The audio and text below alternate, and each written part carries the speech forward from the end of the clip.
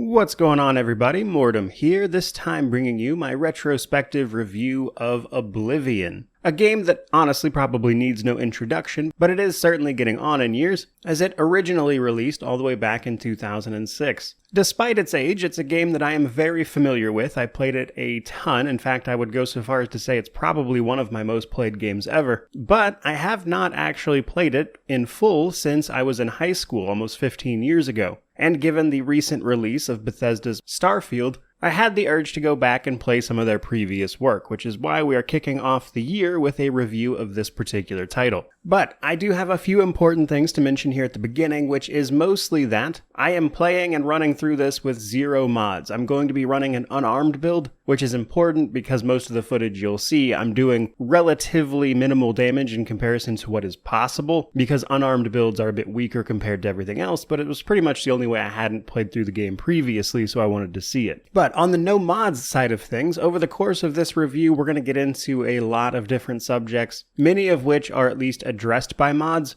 And as with pretty much any Bethesda title, they can also drastically change the gameplay experience. And given that I wanted to see how this game actually was, I decided not to use any of them, which is kind of a natural place to roll into the technical state of this game. As with pretty much most of my reviews at this point, I like to talk about how the game is running and everything, and much to my surprise, I didn't really have to do anything special for Oblivion to get it to run on modern hardware. In particular, I was using the Steam release version of the Game of the Year edition, which outside of the occasional crash, really didn't give me too many issues, though honestly just a quick dive into that subject will show you that other people have had larger issues with it, some of which are addressed by a RAM patch or the unofficial patch, etc. So there are workarounds and solutions, but for me at least, I really didn't have any issues getting this up and running at all. But realistically, your mileage is going to vary there just due to the age of the game. And that's before we get into the plethora of bugs that are present if you don't have mods like the unofficial patch, which fixes tons of them. And while some of those bugs I realistically find kind of endearing here, they certainly can be annoying. In fact, there are some major quest bugs you can run into, but if you're on PC, you can use the console to fix those 9 out of 10. So as for the technical state of this game, all the way in 2024, I would say it's a mixed bag. For some people, it seems to run perfectly fine right out of the box. Other people seem to have extreme issues just getting it to start up. And then there's the in-game bugs that I mentioned. So I would say it's inconsistent at best, but realistically at this point there's workarounds for just about every problem you can encounter. It just depends on how much you want to deal with them. Now from there, let's talk a little bit about an overview of Oblivion. Just for those people who may have never played the title before or are just actually watching this to learn about it, fresh off the success of The Elder Scrolls III Morrowind, which released in 2002, Bethesda Game Studios gave us this title in just 2006, proving that it is possible to have Elder Scrolls closer together than almost 2 decades. That said, Oblivion made a lot of, I would say, controversial changes to Morrowind that gave fans a bit of a mixed reaction, though generally it was very positive. For instance, Morrowind had a system of fast travel that required you to go to certain places like the Mages Guild for teleports or the Silt Striders. It also didn't use things like quest markers and you actually had to read text to get directions, etc. Whereas Oblivion here just lets you fast travel from anywhere outside with a few restrictions like the enemies being around and marking most everything with a quest marker.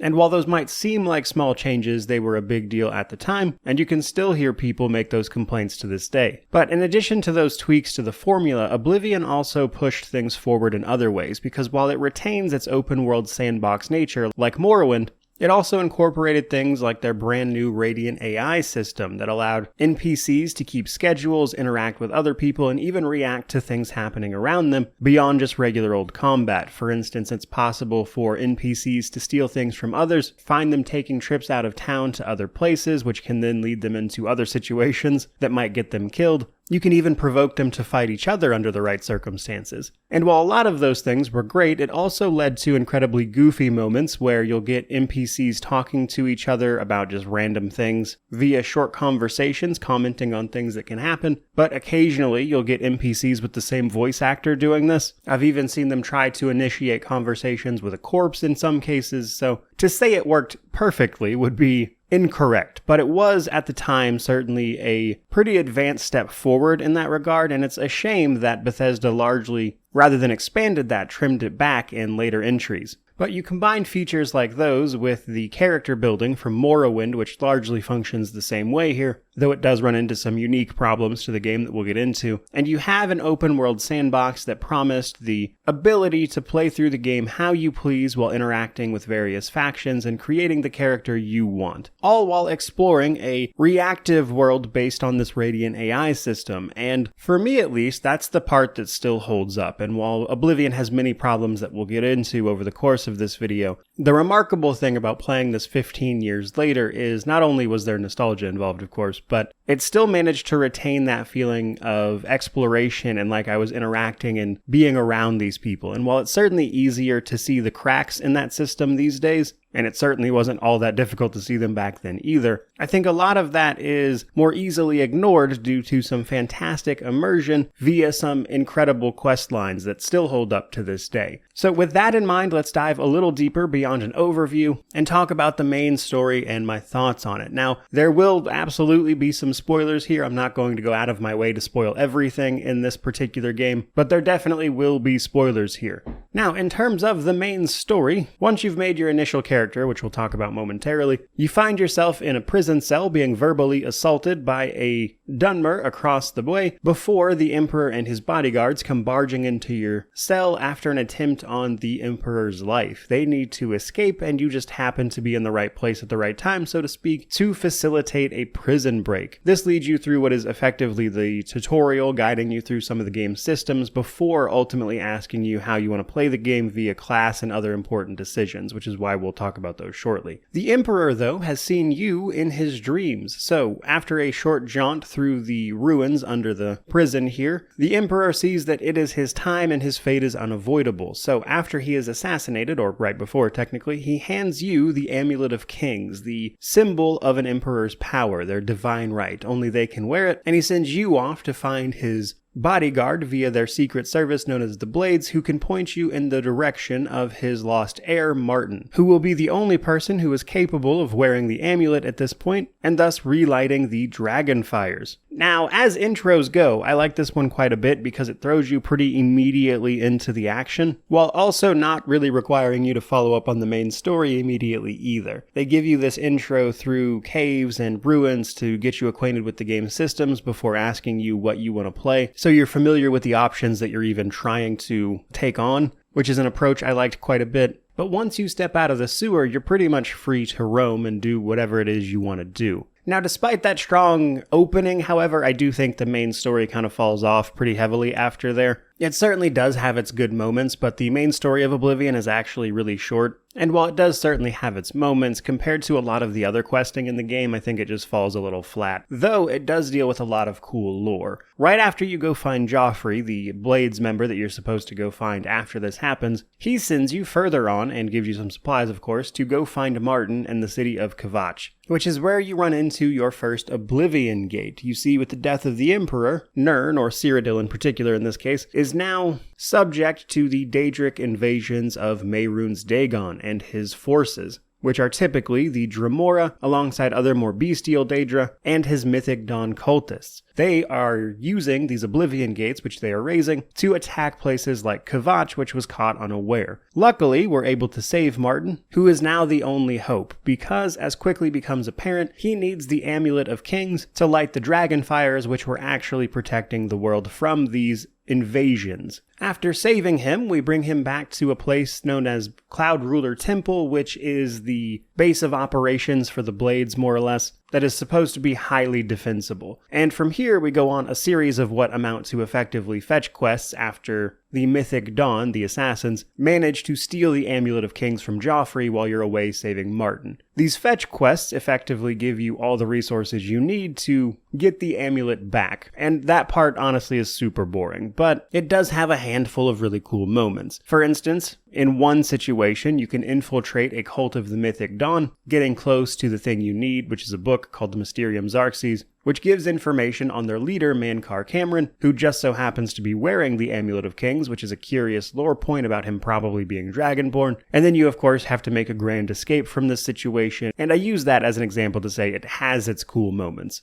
Especially with things like the Siege Engine, which is heavily scripted, but the Oblivion Gates come to a head with a great gate opened outside the city of Bruma in northern Cyrodiil. This requires you to go close a bunch of different gates at each city before handling the big siege engine. And while the siege portion of this is actually really cool, it's also one of those moments that reminds you of the game's limitations, because this big giant battle for Bruma is effectively like you and 10 other people, which obviously puts a bit of a damper on the experience. But visually, I thought it was pretty neat, even today. And that's before you eventually come face to face with Mankar Cameron, who again has a bunch of really cool lore surrounding him, and just the quests getting to him are pretty cool, which involves invading his own little Daedric mini-plane known as Paradise. And all along these quests, while none of them I would say are quite as good as Oblivion's side content or its guilds, it does still have a way of drawing you into the conflict and getting you invested in all that is going on, because the voice acting and the characters for the people in the main quest are really solid. Listening to Mankar Cameron go on and on about his beliefs and how Mehrunes Dagon is the rightful ruler of Tamriel, etc., honestly gave me chills. But of course, that's juxtaposed against the graphics and abilities of gaming at the time, which were less technically impressive than they are now, so all of that coming out of a potato face is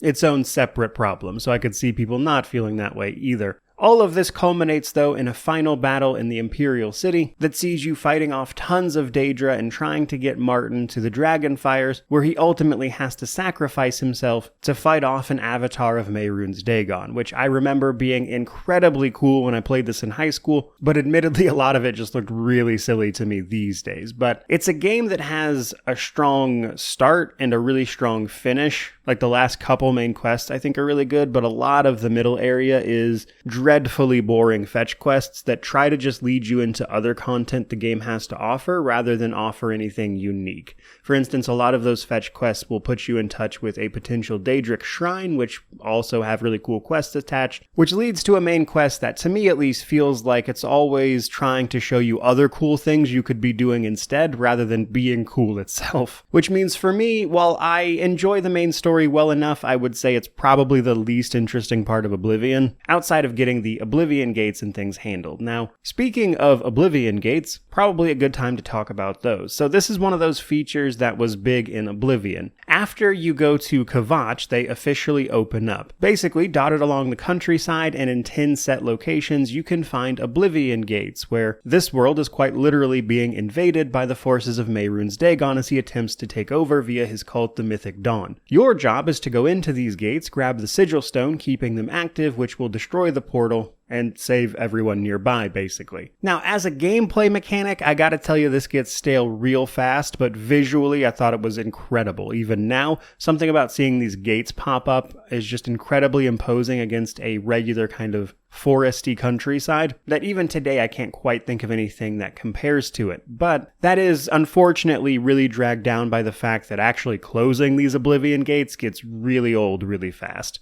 which I'm going to explain with math. Not so much math, but numbers. So there are technically 100 locations in the map of Cyrodiil that Oblivion Gates can open. On any given playthrough, you're only going to see 60 of those at a max. 10 of those 60 Oblivion Gates are dedicated main story gates. They're the ones outside each town, and the one at Kvatch that will open up as part of those quests. They are unmissable, you have to deal with them, but the other 50 are where things get interesting, because there's a handful of locations that these can spawn in, but what makes them tiresome to deal with is that there's only 7 variations to these gates, and every time you walk into them, it will pull from a pool of those 7 variations to then present you with, which means once you've gone through those 7 variations, you've seen every Oblivion Gate there is to see, which means after the first couple, basically, anytime you see an Oblivion Gate, you have to make the decision whether or not to even bother dealing with it, and in most cases people will, because the reward for doing so is a sigil stone, which is an amped up version of an enchantment that you can place on your gear. The max level version of these is stronger than anything you would get normally, which means it's the best way to enchant your gear, but it's also randomly generated, so there's no guarantee of getting the sigil stone you want. And that's a lot of RNG to deal with in a single player game, which means most of the time you're just blitzing through these gates as fast as possible, which takes one of the key mechanics of Oblivion and kind of makes it underwhelming, to say the least, which kind of sucks. The idea, again, super cool. I like the gates kind of juxtaposed against the countryside, but after about 10 of these things, you've seen all there is to see, and there's a lot more of them. But let's take a step back from those main story elements and talk a little bit about character building. Now, your actual character creation is just cosmetic. Once you start up the game, you'll get your cosmetic character creation. You'll choose from your 10 races, each of which has their own ups and downs, and it's kind of a middle ground between Morrowind and Skyrim. Morrowind's race choice was incredibly impactful to your gameplay experience, whereas Skyrim's was minimal. It really didn't affect much at all, whereas Oblivion's kind of in the middle. You'll get some pretty decent stat boosts, and it will also give you a power that can be somewhat impactful as well. So it's not nothing. For instance, Argonians can breathe underwater permanently, but for the most part, I'd say make the character you want to make, at least visually, because the important stuff comes a little bit later, which is where we can finally start talking about progression systems. Now, the progression side of Oblivion is an interesting thing to talk about, because some of these systems I think are objectively broken and counterintuitive. But I want to start this section off before we get into the details of that to explain that if you are just playing the game on normal, you don't need to min-max or worry about a lot of what I'm going to speak about, provided you stop leveling around level 26. Oblivion features a level scaling system, which means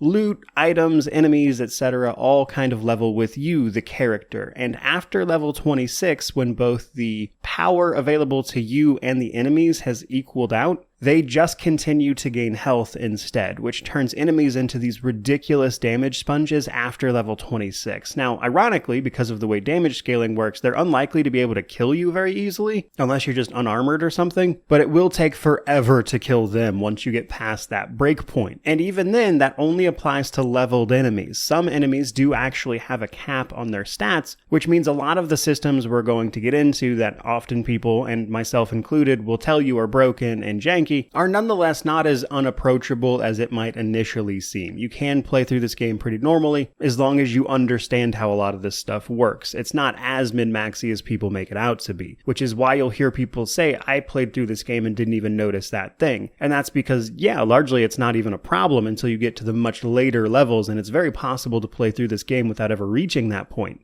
Because it is, in fact, possible for two things to be true at the same time. From there, however, let's talk character progressions and level scaling, which is going to make up a big portion of this video, so if you already know how this works, you might want to go ahead and skip it, because it's a lot. And while I think it needs to be mentioned when you're talking about Oblivion, it's also a super dry subject. The first big decision you're presented with in terms of character progression is a little ways into the tutorial. You'll be prompted by the Emperor to pick a star sign, basically. These amount to big benefits or gameplay changing choices that you can choose. Some of these are simple additions to your attributes, whereas others actually change the game significantly, like the Atronach makes you unable to regenerate mana, but rather you'll absorb it from spells you get hit with. So a big choice for your character, and most of them are pretty cool overall. Now from there, the next big decision is actually after the Emperor is assassinated. The blade nearby will prompt you with a class suggestion based on how you've been playing up to this point, and this is where things go off the rails a little bit. Now you can either pick from a pre-generated list of classes or create your own custom class by picking major skills, favorite attributes, etc. So let's walk through that a little bit. Each class has a specialization associated with it: combat, magic, or stealth. This governs the three basic, I would say, gameplay approaches, and each of these specialized skills gets plus 10 to their base minimum, so you'll be a little better at them, and they will also level up faster. So if you pick combat, all of the listed skills level up that much faster. Same goes for magic and stealth. Then you pick your favorite attributes. You get a plus 5 to each one. But attributes are actually pretty important, as each of them governs an individual skill, while also being used in various calculations. Now, as you level up, you'll be increasing these attributes up to a cap of a base level of 100. And while we'll get into these in just a second, I do want to point out that endurance is the most important one. But first, let's talk about our major skills. Each class has 7 major skills associated with it. Leveling these up 10 times is what is going to level your character up. All of these skills will start at a base minimum of 25, making you, again, a little better at them, and in combination association with your specialization can even make you quite good at them right at the start of the game. But this is where things get tricky. You see, every one of these skills is associated with one of your attributes, and as you level up, which skills you leveled up with decides how much you can increase your attributes by, up to a +5 bonus. And in order to get that +5 bonus, you have to have leveled up either a major or minor skill 10 times in association with that attribute. Meaning that if I want to get the maximum bonus per speed every level, I need to level up acrobatics or athletics 10 times. This by itself creates a little bit of a problem, because as I just mentioned earlier, leveling up your major skills 10 times levels your character up, at which point those bonuses are locked in, and everything after that contributes to the next level, which makes for a system where it's actually possible for your major skills to guarantee that you won't get the maximum bonus for the playstyle that you are using. You see, putting all of your major skills as skills you are actually planning on using would be a mistake. It's not bad to necessarily do a couple of them just to make leveling easier, but my favorite example of this is actually the preset warrior class. You see, the warrior class actually has all 7 of its major skills as the combat skills, things like heavy armor, hand-to-hand, blunt, block, etc. And this makes it literally impossible for the warrior class to get the maximum bonuses to strength or endurance, its 2 most important stats. Because in order to get those maximum bonuses, you would be leveling up skills that are guaranteed to give you a character level before you hit the level 10 minimum to get the maximum bonus, which is honestly nonsense. And it creates a system where in order to make the best character at the thing you're trying to do, you actually want to make your major skills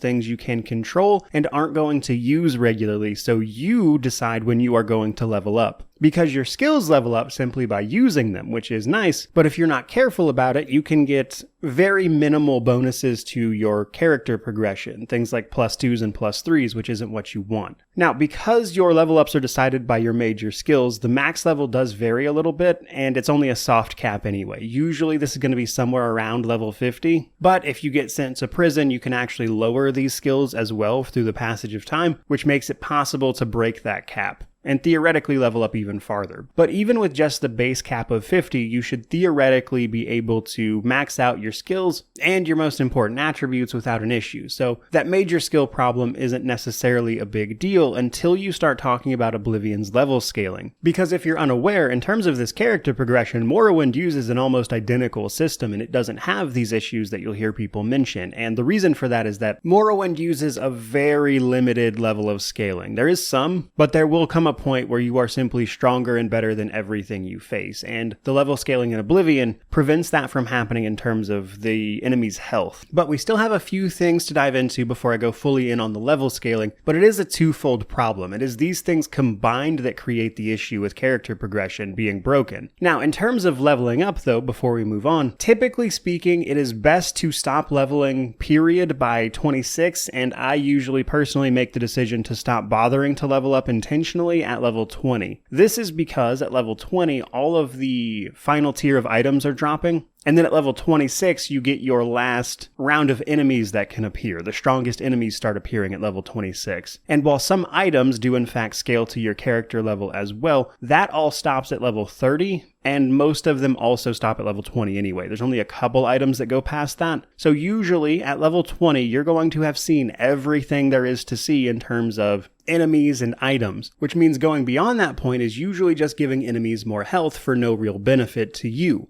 Which largely means that as long as you can get your build together between level 20 and 26, you're pretty much good to go. Which is why I don't think the problem is as severe as people make it out to be, but it is counterintuitive at best. Now, before we move on to talking about level scaling, I want to go over attributes and the skills just so people kind of know what they do and some interesting interactions therein. First, let's talk about attributes. Now, these all affect skills as well as other interesting options, let's say. So for instance, strength determines how much carry weight you have, but also decides how much melee damage you'll deal with things like swords, axes, or unarmed. Endurance decides how much fatigue you have in combination with a few other things, but also how much health you will increase when you level up. Now, endurance is actually the most important one because your early health is decided by how much endurance you have, which means maxing out endurance is important for everyone because having a low endurance makes you very squishy, whereas high endurance and high armor makes you incredibly difficult to kill, even for scaled enemies. And it's important to get endurance maxed out quickly because this is not a retroactive system. You gain the health when you level up, and it's based on 1/10 of your endurance, which means endurance is important for absolutely everybody.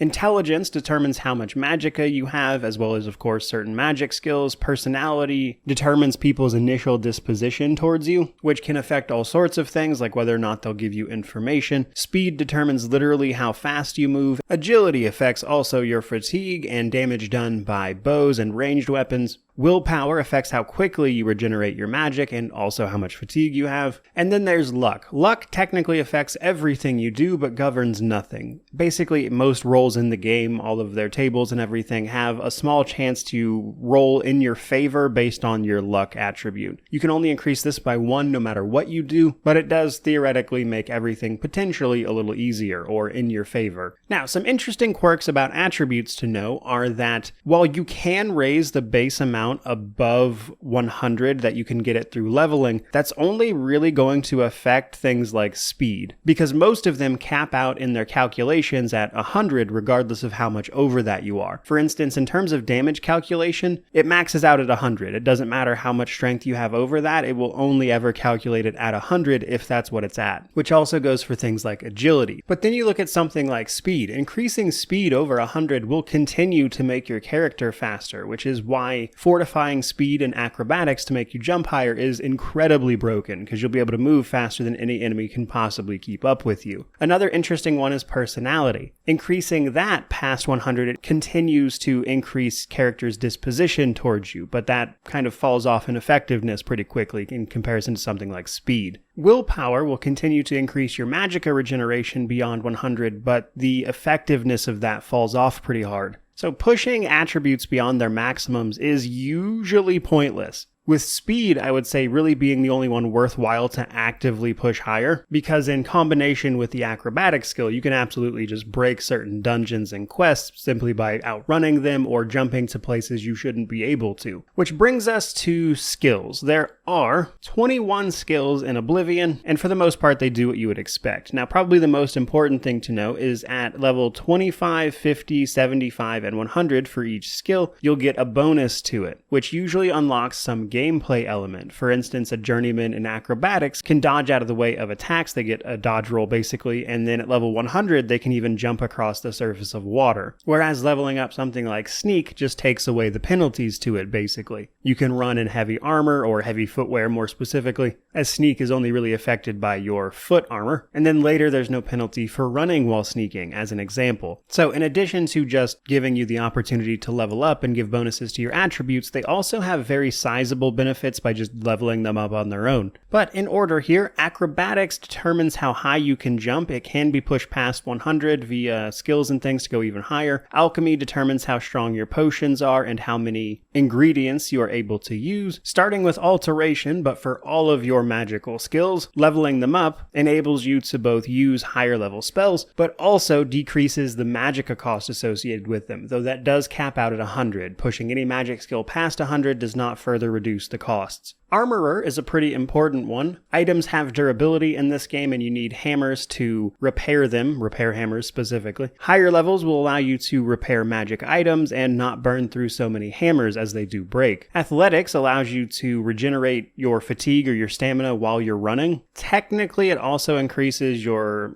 running and swimming speed in certain instances, but that is much, much less than just increasing your speed stat, which means it's not usually worth your time. Blade is pretty straightforward. It determines how good you are with swords. Leveling it up gives you access to different directional power attacks that have chances of things like disarm or knockdowns or paralysis at max level, which is the case for pretty much all of the physical attack skills, if you will. Block, on the other hand, allows you to block without taking stamina damage. Later on, you have the chance to knock them back with a counter attack or a chance to disarm them when you're blocking. Blocking with your hands instead of a shield causes you to take full damage, but still usually gives you the benefits of knocking enemies back, etc. Blunt is much the same as Blade in terms of the things you get, but the difference here, of course, simply being the type of weapon. Probably worth a mention that for whatever reason, axes are considered blunt weapons in Oblivion, so that's something to know. But then we have heavy armor or light armor. Basically, clothing or items in Oblivion are either clothing, which is to say they're not armor at all, light armor, or heavy armor. Now, at max level, heavy armor and light armor are actually basically the same, but earlier on, heavy armor will slow you down when worn, which alleviates as it levels up, whereas light armor gets increases to its armor rating that bring it up to more or less where heavy armor is naturally. So, for the most part, these wind up in the same place if you were to max them both out, but generally you're going to choose one, of course. Though, realistically, I think heavy armor wins because it looks cool. Marksman is pretty straightforward. That's how good you are with a bow. Leveling it up gives you the ability to zoom in and knock down or paralyze your targets. Mercantile is probably the most difficult skill in the game to level up, but determines how good you are at haggling. Leveling this up will allow merchants to buy anything from you, or give you the opportunity to invest in their shop to increase their gold that they can pay you for individual items. Security is your ability to lockpick. While this might initially seem useful, it actually kind of sucks. And this is because the Daedric Shrine for Nocturnal has a very easy quest to do, even in the early game, that rewards you with one of the best rewards in the game, which is the Skeleton Key, which is an unbreakable lockpick. And that single reward completely invalidates the entire security skill, and you can get it at level 5. But theoretically, security is your ability to pick locks, though realistically I think raising it is pointless because of that reward. Sneak, obviously your ability to sneak. Getting better at it makes that easier, and you deal better sneak attacks. And then we have Speechcraft. Speechcraft is useful because of the rather bizarre persuasion system, let's say, in Oblivion, where you talk to NPCs and you play this little mini game about what they do and don't like in terms of like jokes, and basically you talk them up is what you're supposed to be doing here, and this is affected by Speechcraft. Getting higher Speechcraft makes this mini game easier effectively. Now, if you don't have a good Speechcraft, your alternative to that is just simply bribing them, which costs money to then give you the information you need. This is relatively important for a handful of quests, but it can be ignored completely if you have enough gold, or just a really high personality in some cases. Now, with all of that finally out of the way, let's start talking about the other end of the character progression issues, which is level scaling. Now, Bethesda and level scaling aren't exactly something new. For instance, Daggerfall and Morrowind had a little bit of level scaling. What makes it such an issue in Oblivion is the way it was implemented in combination with the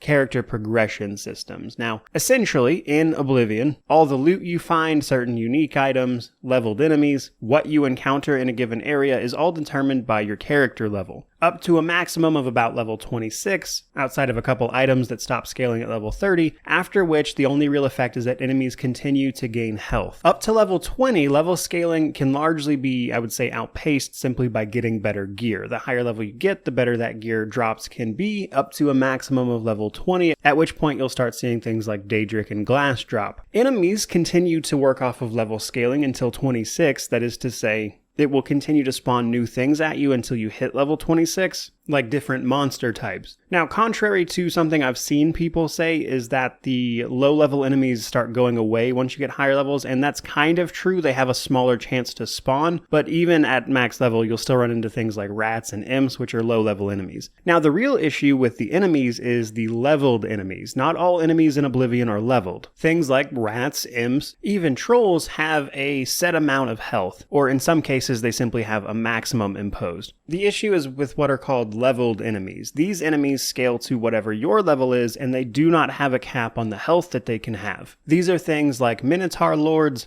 ogres, goblin warlords, and other higher level enemies. These enemies will continue to scale in health no matter what level you are, and that becomes a problem after level 26 specifically because at that point, your damage potential has basically reached its maximum. So these enemies continue to get harder and harder to kill based on their health, while you continue to deal the same amount of damage. Now, the problem here is that this just makes enemies tanks, basically. They are huge damage sponges. Now, at that level, chances are you are in incredibly good gear that makes you very difficult to kill as well. So as a result, it's not so much that you're in danger of dying or anything, but rather that each of these individual monsters can take a nonsense amount of hits to kill. And when taken in combination with the leveling up from character progression, it creates an issue where it is actually possible, especially if you're leveling inefficiently, for enemies to be leveling up more efficiently than you, basically getting better stats relative to your character. So in the early game, they can quickly outpace you if you're not leveling efficiently, though that can be worked around through a variety of means. And then once your levels start to equal out in the 20s and 30s, where your damage potential has probably sorted itself out, and the enemy damage potential has also hit its maximum, they then just become huge damage sponges, which creates a very unsatisfying feeling about both character progression and leveling up. And it's a twofold problem where those systems conflict with each other. Because the leveling up is counterintuitive, where you want to do essentially the opposite of what the game tells you, in that you want to put skills you're probably never going to use as major skills so you can control when you level up, to make sure you get the maximum bonuses to compete with the fact that enemies are quickly outpacing you if you're not doing that. And even once that equalizes, they then go on to get a bunch of health. So when it comes to fixing this in any potential, I would say, remastered version of Oblivion that has long been rumored, I would say probably the easiest thing to do right away would just be cap enemy health. There should come a point where these enemies just don't gain any more health because it isn't helping anyone. It doesn't make the game more difficult, it makes it tedious. So that's a very simple solution to that problem. The other half of it, I think, would be a little more complicated, because you'd essentially need to find a way to ensure characters playing as a warrior could still get maximum bonuses for strength and endurance, as an example. It shouldn't punish you to play the game the way it tells you to play it. If I want to play a warrior, it makes sense to put all my major skills as warrior skills, not things like alchemy and things that I'm only going to level up when I want to so I can control the level ups to get maximum bonuses. That shouldn't really be necessary. And I think there's a few different ways you could handle that. I've seen mods that just basically give you the maximum bonus as an example, which is, I would say, a bit of a brute force approach. But at the end of this long section of the video, basically what I want to say here is that the character progression is counterintuitive in how it works with the level ups and everything. And while this system worked in Morrowind, where level scaling wasn't nearly as much of an issue, even if the Oblivion level scaling wasn't there, I still wouldn't care for this system much, simply because of how you have to jump through hoops to maximize your bonuses. But when you combine that leveling system with the level scaling of the game, you've effectively created a system that incentivizes characters to either stop leveling completely, which is what I usually do, or level up so min-max to the point where it's just not fun anymore. And out of Oblivion's, let's say, mini problems, that's the most serious one in my opinion. And looking back, I think it's probably the part of the game that didn't age very well, outside of all your other general gameplay things, and I think that's why they went on to gut this system essentially in Skyrim, where the level ups are effectively increase magicka, health, or stamina, and then you get perks when you level your skills up. And while I don't hate that system, it's kind of an oversimplification. It's a fix too far in the opposite direction, where you've basically ripped out all of the interesting character progression in order to enable that. So while these two systems have a ton of different issues, I do think they at least give you the opportunity to build a unique character that is yours, and I wish it just interacted with the game world a little better. But with that, it is finally time to move on to our gameplay and world section. Now, interestingly enough, I would say that despite my memories to the contrary, there are not actually a lot of individual side quests outside of the guilds and the main story in Oblivion. In fact, each town, discounting the various guild storylines, etc., really only has a few different side quests, a lot of which, though, is made up through the Daedric Shrine quests, which are technically optional as well. And I wanted to start this section off by talking about how that's definitely a part where my memory failed me. I remember there being a lot more non-guild related quests as opposed to Bethesda's later entries, but having played through this again, that's clearly not the case. Most of the side content in this game is in fact guilds and the Daedric quests. Now, that's not to say those individual side quests are bad. There's actually a ton of them that are a lot of fun, such as saving Dharma from Hackdirt, which is a reference, let's say, to Shadow over Innsmouth, or Where Spirits Have Lease, where you buy a house that turns out to be haunted by a lich, alongside other notable side quests. But while a ton of them are actually really fun and high quality, I would say, it is surprising to me that there were actually so few. It's just that so many of them were very memorable. But as I've already mentioned, and you've probably seen on screen to some degree by now, Oblivion is an open world sandbox, which means much of the gameplay and world revolves around you going around the province of Cyrodiil, the heart of the Imperial culture, and of course the Empire at large, which is certainly a bit of a departure from the more, I would say, fantastical elements of something like Morrowind. In fact, in many ways, Cyrodiil is basically just, I would say, stock standard medieval fantasy, but with that Elder Scrolls veneer that makes it a little more interesting than that. Though another place where my memory failed me, if you've played Skyrim or anything like that, I think it gets a lot of flack for a lot of its dungeons simply being Nordic ruins, whereas in Oblivion I had kind of forgotten that all the dungeons are essentially Ayleid ruins or a cave. And what's more, Oblivion has a surprising lack of content outside of its main hubs. In fact, there's really hardly any quests at all to just find out in the wilderness, which means a lot of the exploration in Oblivion that I remember so fondly in terms of like just running through the woods and finding something is surprisingly less interesting than I remember. The level scaling and things like that ensure that you're likely to potentially find something rewarding, but I think what makes Oblivion a bit ahead of its time and still manage to feel like this realized and immersive world is its Radiant AI system, and it is simultaneously a really cool system that is quite buggy and prone to, let's say, memes. Oblivion, like actually Skyrim, does have a Radiant AI system, but in Skyrim this was toned down quite a bit to be a little less intrusive on the player experience, whereas in Oblivion, NPCs all have a handful of background stats like aggression, confidence, disposition, energy level, and responsibility, and all of these stats are used to determine how that NPC will react to any given thing. The most forward-facing of these sort of background attributes, though, is actually the individual NPC's disposition, which you can see during Speechcraft. That is how much that character likes you, the player character. And you can sort of manipulate individual NPCs, which is effectively using these background stats to create dynamic situations. For instance, it's possible to get NPCs to steal from each other, pick fights, or simply overlook how they would normally act because of how much they like you using this system.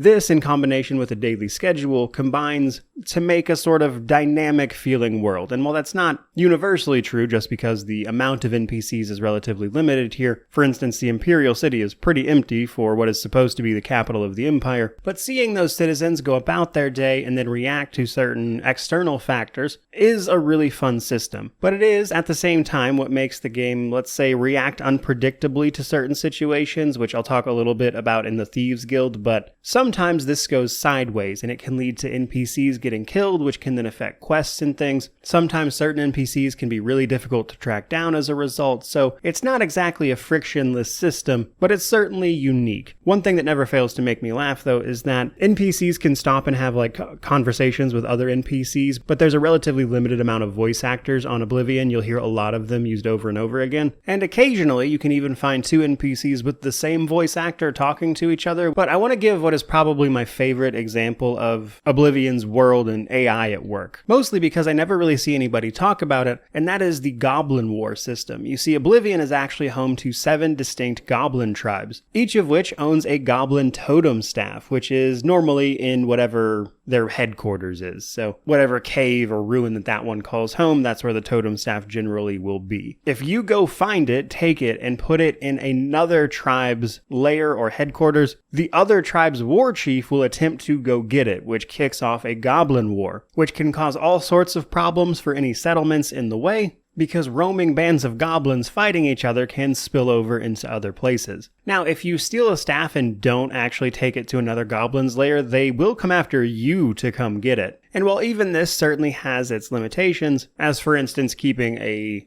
goblin totem in like a container voids the war, it's a neat system that is easily overlooked. But right at the beginning of the game, there's actually 2 of these wars going on. One of which is involved in a side quest that I think was meant to introduce you to this concept, and then another is just an unrelated one also happening. And really interesting dynamic systems that can be influenced by the player like that, I think, are what really make Oblivion stand above a lot of other Elder Scrolls titles, and I think it's a real shame they didn't go on to expand this system. Because while it's present in Skyrim, and they even did some unique things with it, like inheritance and sending thugs after people, etc., for the most part, it's way reined in. But from there, let's move on to, I would say, the biggest part of questing and what a lot of people remember about Oblivion, which is some of the incredible quests involved in the guilds and the Daedric shrines. Now, let's start with the Daedric shrines, because these vary from really good to really boring. And naturally, my memory tends to turn towards the really good ones, but a lot of these are actually pretty uninteresting. For instance, Nocturnals that I mentioned earlier is actually just a fetch quest, and then the reward for that is one of the best rewards in the game, which feels way unbalanced, let's say. And the fact that you can do that quest at like level 5 is crazy. And in fact, while you're supposed to recover an item that was stolen from her by 2 Argonians in Leowen, which involves going and talking to them, once you know where that item is, you don't even need to do that. You can just go get it, which makes for a quest that is kind of boring with an incredible reward. Now, I think that is sort of juxtaposed, though, against more interesting stuff like Sanguine's quest to go turn a high society dinner party into a mess by turning everyone naked via a spell, which is really funny, and you get a really great reward for it, which is the Sanguine Rose, which lets you summon help. So while some of the Daedric quests were really good, I guess I was surprised by how many of them just weren't that interesting. At least, looking back almost 15 years later now for me, almost 20 total. And another thing about the Daedric quests that I kind of knew already, but looking back was interesting to see, is that a lot of them are not organically worked into the story at all. The main quest will send you to go find one of them, which is kind of how you learn of their existence if you didn't know. But all of the others, you simply have to go find the shrine, you then make a offering to said shrine, at which point you'll be given the Daedric quest if you meet the level requirements. Which is another reason I usually stop leveling at 20, by the way, because if you stop leveling earlier than that, you won't get some of these quests. Though one thing I think Skyrim actually did a really good job with was integrating a lot of the Daedric quests organically into the rest of the content. Like, you'll find a lot of those quests potentially accidentally for the first time, or while you're doing other things. For instance, Sanguine in Skyrim, you meet at a tavern, and he's not Sanguine. Molag Bal's quest is actually pretty similar between Oblivion and Skyrim in terms of its content, but you encounter Molag Bal's quest in Markarth in Skyrim by just investigating a haunted house that then turns into this really cool quest. So while I would say a fair few of Oblivion's Daedric quests are fun and really cool, I think overall I would have to say Skyrim genuinely did Daedric quests a lot better. From there though, let's talk guilds. Now there are a variety of factions in Oblivion, several minor ones, but there are 5 generally considered major guilds. The Arena, the Thieves Guild, the Mages Guild, the Dark Brotherhood, and the Fighters Guild. Starting with the Arena, this is the Imperial Arena in the Imperial City, where you can sign up to fight people to the death for entertainment. This one is surprisingly long. I forgot how many fights were involved in this, but basically, it's a fight to the death. It's the most straightforward of all these guild quests, to be sure. The rewards are pretty solid. You mostly just get paid a lot of gold. And once you get to the Grand Champion fight, there's a really interesting side quest involving the current Grand Champion. So while it's a little basic overall, it was still a decent amount of fun. Now, the really memorable stuff comes from all of the other guilds, though I want to start with the one I didn't like, which was actually the Mages Guild, because interestingly enough, this one is worse than I remember, but it also was never my favorite to begin with. On one hand, I like the introduction to the Mages Guild. When you go to any Mages Guild hall in the cities to ask for an invitation, you have to get a recommendation from all of the surrounding towns before going to the Imperial City and joining the guild proper. A lot of those introductory quests are really well done, but then once you make it to the Arcane University in the city, it kind of just goes downhill fast. The story revolves around necromancers bringing in illegal black soul gems and necromancy to, of course, Cyrodiil here, and you have to discover how and why this is happening, and it's just not very well told. Especially since they tried to go with this big reveal where the mastermind behind all this was actually Mannimarco, the King of Worms, which is just a really uninspired fight with that guy in a cave. And I guess I was just surprised by how much this let me down. And of all of the guilds, I would say, the Mages Guild is the one that least requires you to play the role of its associated faction. You don't really need to be a mage for the Mages Guild.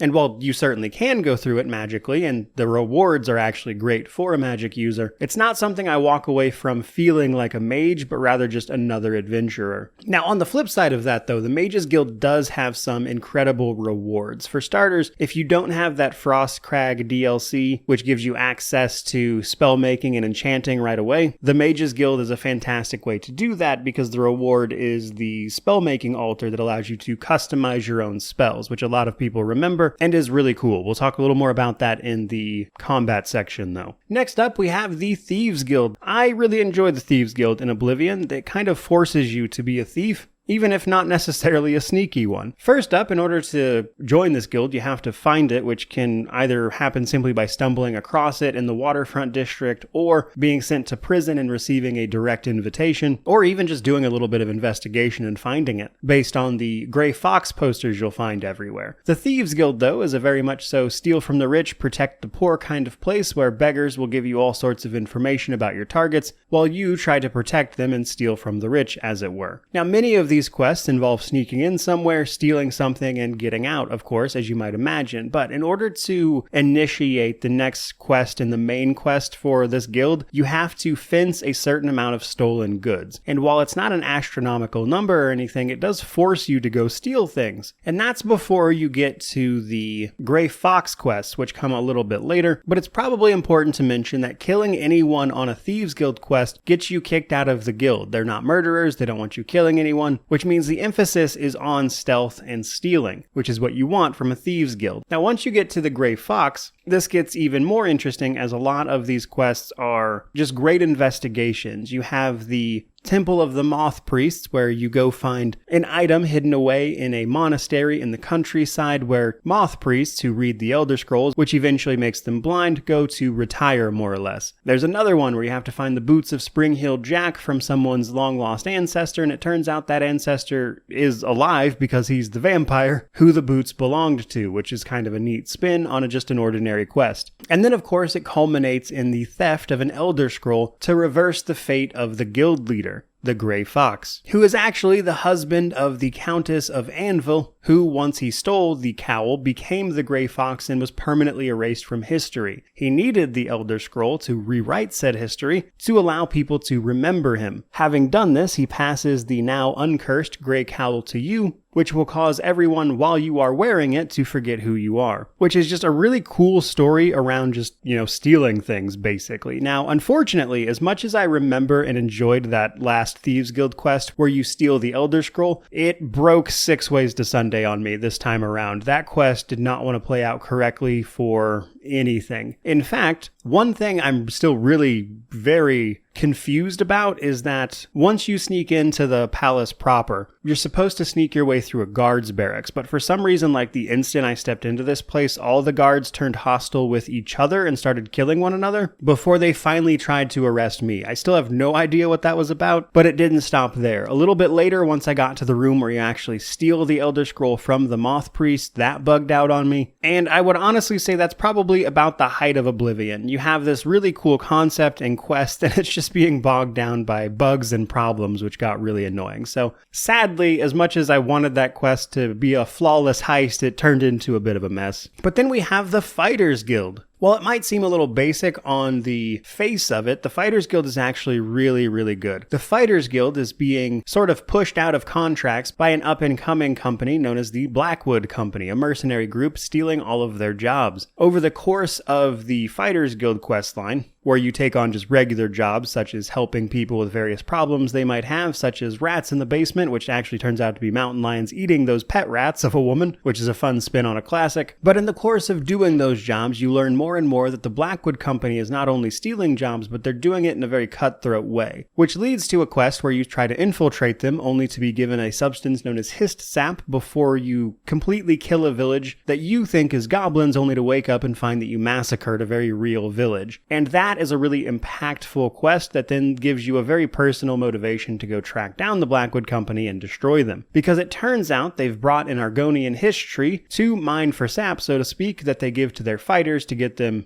drugged out of their mind before they take on incredibly unethical contracts and things. And it's such a cool storyline. But what I think really makes that one work is actually the pacing of it. You see, when you start running out of side quests to do for the Fighters Guild, they say things like, oh, the jobs are drying up because of what the Blackwood Company is doing. And then you shift your attention to the Blackwood Company, and it's just like an excellent narrative moment where the reason you're supposedly running out of these quests is because of what the Blackwood Company has been doing, which they've been saying all along. And I enjoyed that quite a bit. And it's a surprisingly well-told story to what could have been just a very boring guild otherwise, which I really enjoyed. But then, of course, we have the fan favorite, the Dark Brotherhood, the Assassin's Guild, and I think this quest is wonderful pretty much from start to finish. Now, in order to join the Dark Brotherhood, you need to kill an innocent person. There's plenty of ways to do this. You can even do it through just normal questing in what I would consider not killing an innocent, let's say. You're kind of just killing a quest target that has also done some unsavory things or things like that. So it's actually possible to join the Dark Brotherhood without even genuinely murdering someone, I would say. But basically, you need to kill someone. At which point, once you sleep, you'll be contacted by Lucien Lechance, one of the speakers for the Dark Brotherhood, who brings you into the fold by sending you to murder an NPC. If you do this, you then go to the Dark Brotherhood Sanctuary in Cheydinhal, where you'll be given all sorts of murderous contracts. And just about every one of these quests is gold. Almost all of them have some alternative path or way around, and you can usually get extra rewards for doing so. They even send you back through the sewers you started the game in to go kill the man who verbally assaulted you at the beginning of the game, Valen Dreth, in what can only be described as incredibly cathartic. Then there's everyone's favorite whodunit quest, where they send you into a mansion with a bunch of other people under the premise that you're all looking for gold, only for your goal to actually be to kill all of them, with you getting a bonus by making sure that none of the other guests knew it was you who was the murderer the whole time. Which is a wonderful premise, and that's to say nothing of the big twist at the end of the quest line, where it turns out that a bunch of Dark Brotherhood members have actually been being killed by you via the manipulations of a traitorous member of the Dark Brotherhood who's angry that they killed his mother when he was a boy, which is a honestly perfectly reasonable motivation for this, and you find out that this guy is very mentally unwell, perhaps unsurprisingly, at the same time, and it's just an incredible quest line. And I think it holds up very, very well to this day. And while sure, things like the graphics might not necessarily do it justice, the concept is well written, and playing through it now was just as fun as it was back when I played it as a teenager, and it's definitely the best of the lot. But one thing that I think really unites all of those guild quest lines that I think later entries in Bethesda's portfolio, let's say, don't quite live up to, and that is the pacing and taking the time to tell you a story. For instance, Skyrim's guild quests are actually only about half as long as the ones in Oblivion, which means the stuff in Oblivion, all of them, take more time to tell you a story. And I think it really pays off because some of what they're trying to do takes a little setup, like for instance the stuff with the Blackwood Company and the Fighters Guild. That only works because you slowly see the effect the Blackwood Company is having on your guild, from stealing their jobs, causing problems, to outright betrayal and murder, and it's a slow build up to the reveal of what they're doing, which is also the case for the Dark Brotherhood in the sense that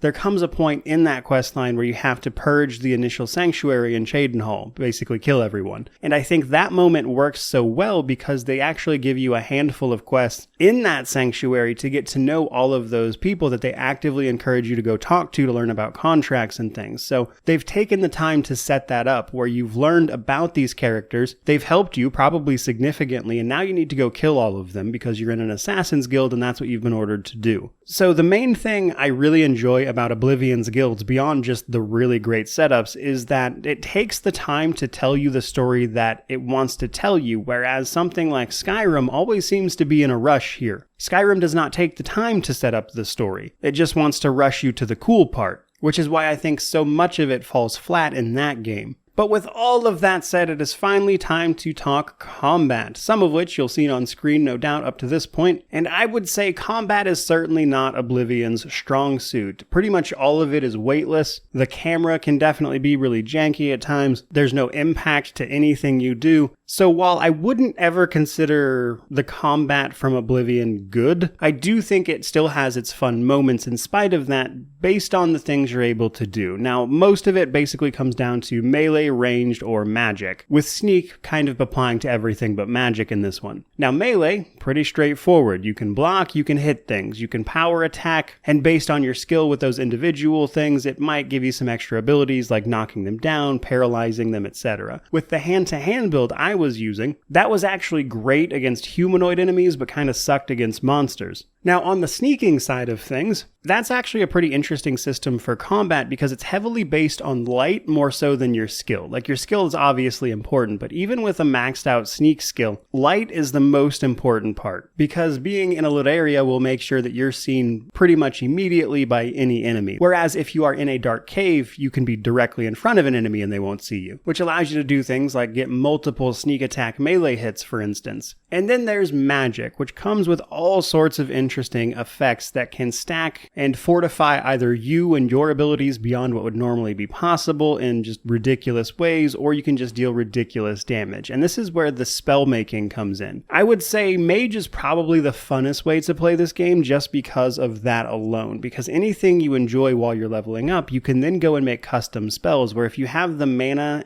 to cast the spell, you're pretty much golden. This will allow you to do things that combine and create any spell effect that you want, where really the only limit is how much magicka you have. But what really works here is how fun those spell effects are to begin with. Now, melee can mostly access this type of thing through unique enchantments on your gear. For instance, as an unarmed build, what I actually had as enchantments was a bunch of fortify fatigue spells. This is because fatigue plays a huge role in melee combat. Your stamina, of course, gets used as you take swings, etc., and the lower it is, the less damage you'll deal. But with hand-to-hand, having a fortified fatigue actually increases your damage beyond what it normally would for anything else. So in addition to decreasing it if it gets low, you get more if it's high, which is not really how the maximum is calculated for anything else, which is just a unique effect that I thought I would throw out there. Now, some of the really interesting effects you can get on all sorts of things are reflect damage. It's possible to stack reflect damage to a point where enemies are taking more damage from hitting you than they are dealing to you. It's possible to have 100% spell absorption, to where nothing is hitting you with spells, and you're just absorbing it all and taking the mana from it, which is a valid way to play another spellcaster if you wanted to. One of my favorites is actually Spell Reflect. You can get a really high Spell Reflect rating to make sure mages are killing themselves by hitting you with their spells, which also works really well against enchanted items, such as enemies hitting you with fire enchanted weapons. And that's to say nothing of things like poisons that you can apply to weapons that can cause all sorts of effects, or abilities that will just let you absorb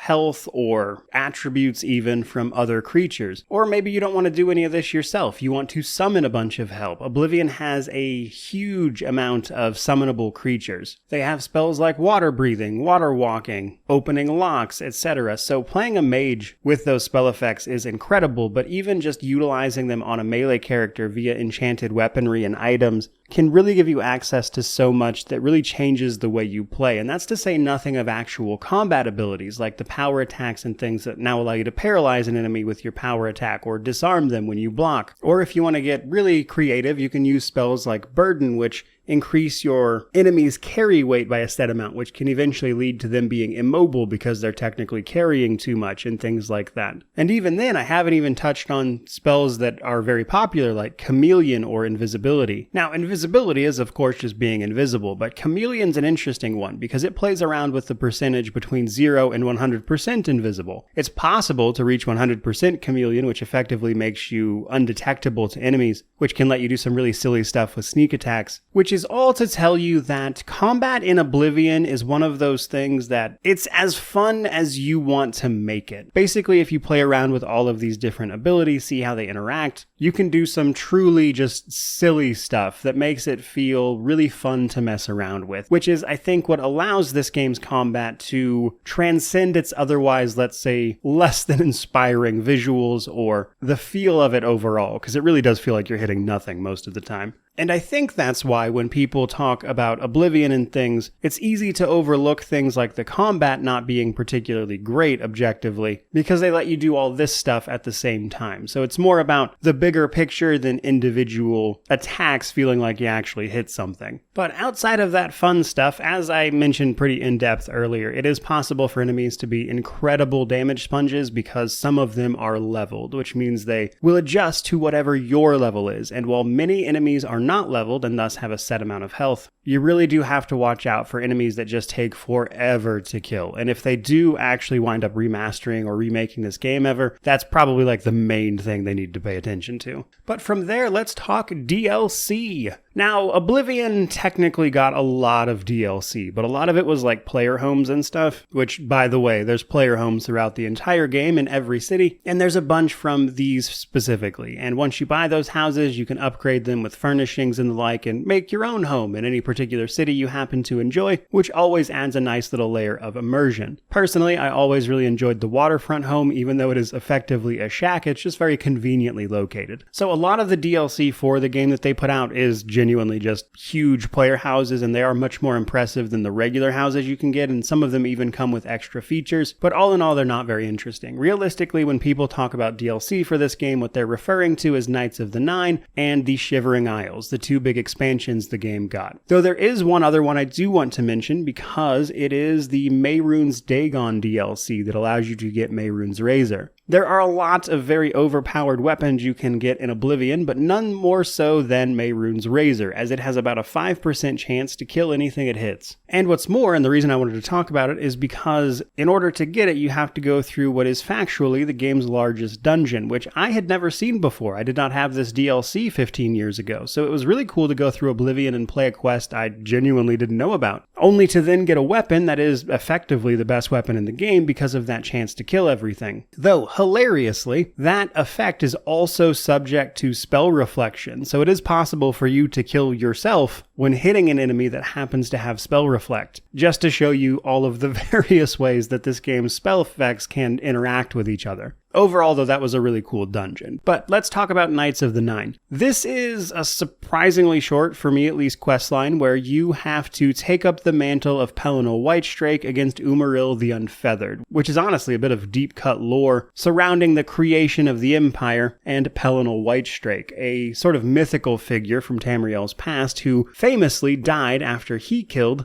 the Ayleid sorcerer king Umaril. But this one starts out with you investigating an attack on a chapel in Anvil, which puts you in contact with a prophet who tells you to go make a pilgrimage to all the way shrines you can find dotted throughout the landscape, which you can normally use to heal yourself of afflictions, or just get a blessing of some sort. Now, once you've done all that, you'll meet Pelennor Whitestrake, who tells you what's happening and that you need to find his old gear. Doing so will allow you to fight Umaril. And this quest has a lot of, I would say, fun little quests involved in just gathering up those artifacts, though none of them were too crazy, while you simultaneously build up a new faction, the Knights of the Nine. Now, one thing you do have to keep in mind here, though, is that you have to be virtuous while you do this. If you're doing evil acts, you actually won't be able to wear the armor or weapons from the Crusaders' relics, so that's something you have to watch out for. So that does make it a little weird if you're like, you know, the listener of the Dark Brotherhood, and then you go on to fight for the Nine Divines in a sort of holy crusade against an old enemy. It's just a little bit weird, and it's kind of one of the places where this game's lack of choice and consequence really shows its face. But ultimately, it ends, as you might imagine, in a confrontation with Umaril himself, which is a really cool boss fight in a game that doesn't have a lot of cool boss fights. But it is, nonetheless, in effect, just a really fun extra guild line, basically. Which brings us to the Shivering Isles. In my opinion, one of the best DLCs out there, and unsurprisingly, that remains the case now. The Shivering Isles does a lot for this game, but in order to start it, you have to go to this door that's opened up in the middle of a lake before you can pass into the Shivering Isles, or the Oblivion realm of the mad god Sheogorath, who's dealing with a problem at the moment, and this sees you exploring the realms of mania or dementia after you make it past the gatekeeper who guards the realm against invaders. But mania and dementia are the two sides of the mad god, each representing a different type of madness, either over self-indulgence or paranoia and fear, essentially. Overall, I would say the Shivering Isles is Oblivion firing on all cylinders. It's got Radiant AI for these denizens of the Shivering Isles, which is divided up into two halves, and they all have their own interactions with each other, which makes the fact that they're all supposed to be mad and the kind of general jankiness of that Radiant AI anyway work to, I would say, perfect effect. Not to mention all the new locations, the new monsters, but obviously the star of the show here is the performance of Sheogorath, who is an incredible character, who then sends you on incredible quests. The Shivering Isle quests are amazing. They give you a ton of powerful rewards while giving you an incredibly memorable experience. The crux of the Shivering Isles is that at the end of every era, Sheogorath turns into his alter ego, Jyggalag, the Daedric Prince of Order. Jyggalag then marches his Knights of Order over the realms of the Shivering Isles to retake them before ultimately being turned back into Sheogorath after it's over. This is a curse put on him by all of the other Daedric princes to stop him from growing in power, with Sheogorath technically being the extra part. In order to stop this from happening, Sheogorath needs you to effectively become him, which means that this time when Jyggalag marches on the Shivering Isles, there is actually someone on the throne this time who can resist him, which then goes on to break the curse and leaves our character in charge of the Shivering Isles, becoming the Mad God, which, as I'm sure many people already know, is why most people think Sheogorath in Skyrim is effectively your character from the previous game, who just eventually fully turns into Sheogorath again, while leaving Jyggalag free to do his thing now that he's free from the curse. And somewhat humorously, I would say Jyggalag is actually the reason I went with an unarmed build this time around, because I knew how I wanted this run to end for me, which was punching Jyggalag to death, which just seemed like a really funny thing to do, and I was not wrong. Something about knocking down the Daedric Prince of Order and punching him to death was just really the icing on the bizarre cake that is Oblivion for me. But in short, the Shivering Isles is the best of what Oblivion has to offer. It's kind of when the game is working with its own mechanics to make an experience that is incredibly memorable, because suddenly, because you're in the land of the Mad God, a lot of like the weird eccentricities of Oblivion as a piece of software are suddenly explainable by the fact that, yeah, everything's supposed to be crazy here. And I think it's kind of game mechanics working with the narrative in a perfect way that I don't necessarily think was intended, but obviously works out in everyone's favor. But that finally brings me to the Steam Deck section as we move to wrap this up finally. So this game runs surprisingly well on the Steam Deck, at least it did for me. I expected to have some issues here, but I guess just because the Steam Deck honestly has more powerful hardware than this game ever required anyway, it's pretty good. You got controller support, cloud saves, and while there's a few problems, like some of the text can be really small, you might have to manually set the resolution to the correct one, and just little things like that. By and large, Oblivion played much, much better on the Steam Deck than I was expecting, and it was actually a pretty smooth experience to do so. I think once you got used to the controls, you could easily play this on that, which was honestly pretty nice to see. But that brings me to my positives and negatives. Now, on the positive side of things, I would say a lot of the questing and like the side quests and the writing around those still really holds up. Like playing through the Dark Brotherhood now, as opposed to playing through it when I was in high school at like 15, still really manages to land. I think they did a fantastic job with it. I think even other guilds that could have been uninteresting, like the Fighters Guild, wound up being really well done. And that's to say nothing of the Daedric quests. And while, yeah, sure, there's a handful of quests in here that I wouldn't necessarily say are anything to write home about, by and large, the questing and interesting things to get up to in Oblivion are just really, really well done. And that's to say nothing of the world and its systems like Radiant AI that make it feel alive, even though, yeah, it obviously isn't. Which is why the little quirks of the system, I think, bring a lot of charm and character to it. And perhaps unsurprisingly, the biggest positives about Oblivion for me are the things I remember the most, the things that made it feel like a world I could get lost in at that age. And it's wonderful to go back and play this game again, only to see that those same things are still there, even if I can see the cracks in the facade obviously a lot better these days. Which brings me to my negatives. For starters, the bugs. If you're playing this unmodded, of course, without the unofficial patch, etc., you're probably going to run into a lot of them still. I don't think I got through a single full quest line without having to fix something that would break, which means playing this on PC for the console is very, very helpful. But even discounting the bugs, even when things are working the way they're supposed to, you can still run into problems like the level ups, the fact that I can play a class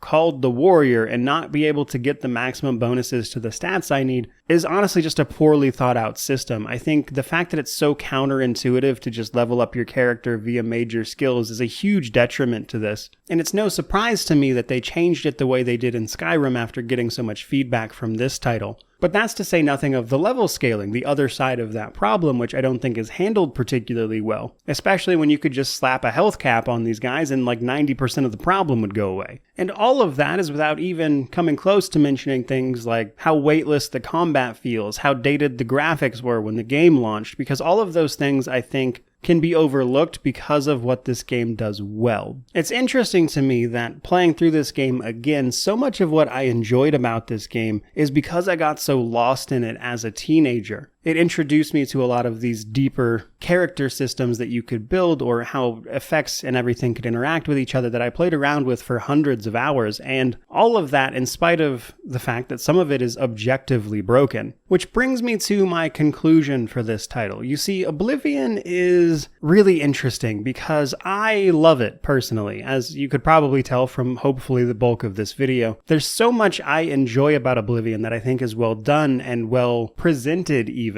But so many of its systems also don't work, or they're incredibly janky, or they result in just these broken moments that can then lead to a pretty terrible player experience. And because of that, if you were to tell me that you hated Oblivion and you never wanted to play it, I honestly wouldn't argue. I'd go, yeah, that sounds like Oblivion. And yet, in spite of those things, for all this game does for immersion and feeling like a world that I am a part of and learning about at the same time, it's still one of my favorite games. Which means that when you're talking about Oblivion, to me, the game is a beautiful mess. It is all of these individual systems coming together to make something that is fun and unique, which forms an experience that is, for me at least, unforgettable, even if I'm not necessarily sure a lot of it was as intentional as Bethesda might like it to be. Which makes the conversation around mods and a remaster for this game kind of complicated for me, because yes, there are things about this game that I think can be fixed with mods, are fixed with mods. I think a remaster probably should approach. And yet, for all those unique experiences I had as a younger version of myself in high school playing through this game, I personally don't know that I would necessarily change any of those. And that's obviously the nostalgia talking, because I really do hope the game gets a remaster or something that makes it more accessible to other people so they can see these just really great moments that I got to experience.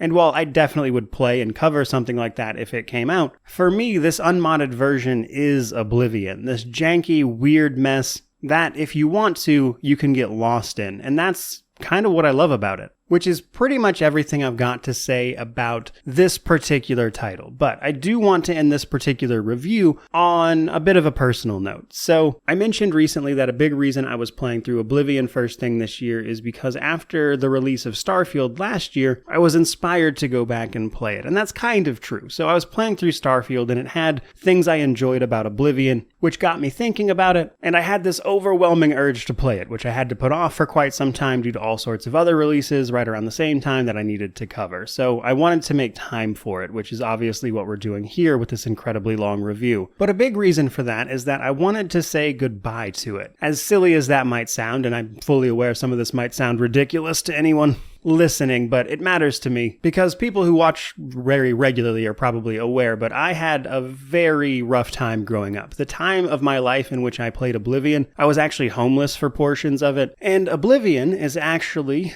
the only present I got for my 14th birthday, and it is the only birthday present I had received in years, and the only one I would receive until I was an adult afterwards. So going on to play that game for hundreds of hours getting lost in this world is obviously an experience that is very close to my heart. Now, these days, I review and play video games, which I am incredibly passionate about for a living, so it kind of goes without saying my life is incredibly different from it was then. I'm now a father. My son's birthday is this weekend, actually. He's turning 5. I get to spend time with him and do what I love for a living. And while for the most part, I don't generally think about the past too much, or at least that time in my life specifically, I try to keep it out of mind for the most part. But after playing and reviewing Starfield last year, which then went on to be my most watched video on the channel actually, and that incredibly high moment reminded me that I never really said goodbye to that chapter of my life. And that's what this most recent playthrough of Oblivion was for me. It was my opportunity to say goodbye to that past version of me. So I jumped in, did everything there was to do, every scrap of content that I could find before wrapping it up by punching Jigalag to death before heading back to the dock where it all starts in Oblivion as you step out of the Imperial sewers. And I said goodbye not only to Oblivion, but a part of my life that has long since been over. But it was, in its own weird way, something that I needed to do. Playing through Oblivion again here has, in a lot of ways, been like meeting up with an old friend. Because to me, Oblivion was more than just a game. It was a place to be lost in, and a friend when I didn't have any.